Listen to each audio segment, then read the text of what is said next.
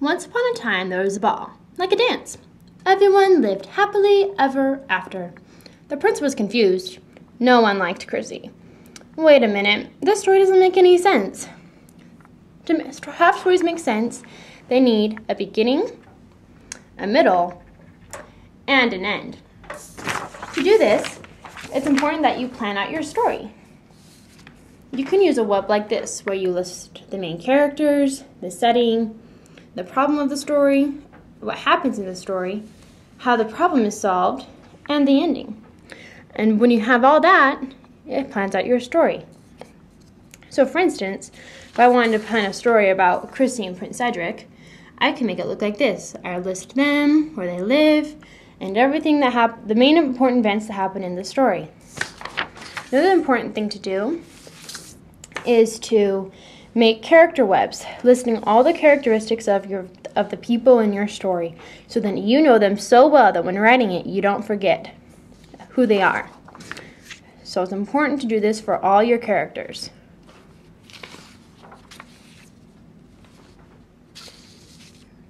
Once this is done, you can actually start writing your story. Christina, or she'd like to be called Chrissy, did not fit in for many reasons. And that's the beginning. And once you start, you can then write your whole story. Let's see what happens with Chrissy and Salentania. Salentania by Jacqueline Doan. Christina did not fit in for many reasons. She had red hair, green eyes, and freckles. She liked to read books, and she was very loud and crazy, which wasn't good because she lived in Salentania, a place where it was silent. King Harold and Queen Isabella wanted their son, Prince Cedric, to get married. They tried to set him up many times, but they all failed. Finally, Prince Cedric said that he was going to come and visit all the ladies and ask them a question, and then the bride would be announced the next day.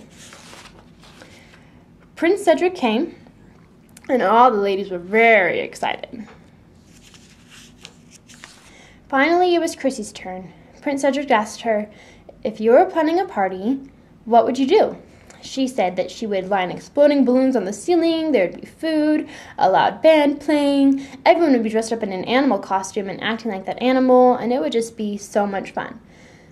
Prince Cedric had been wanting to change Salentania for many, many years, but didn't know how to. He realized that with Chrissy's help, he could do it, and so he asked her, Chrissy, will you marry me? Chrissy was very surprised, because she was not fit to be a princess. So she told him no and ran away.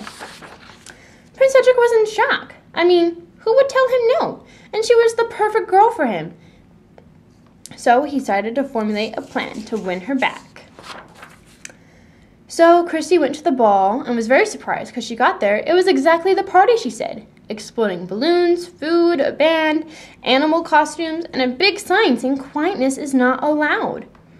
She was so surprised. Who would have done this?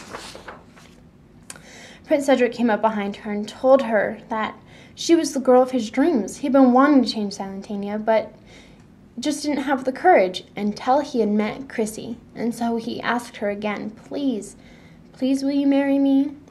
Christina was very surprised, but realized that he wasn't a silent, snobbish prince, but a very kind-hearted, good man. And so she said, yes! Prince Cedric and Chrissy were married, and Salentania was changed. Talking could be normal, they could be laughing, and everyone, if they needed to be quiet, they could, but it wasn't necessary, and they all lived happily ever after. The end.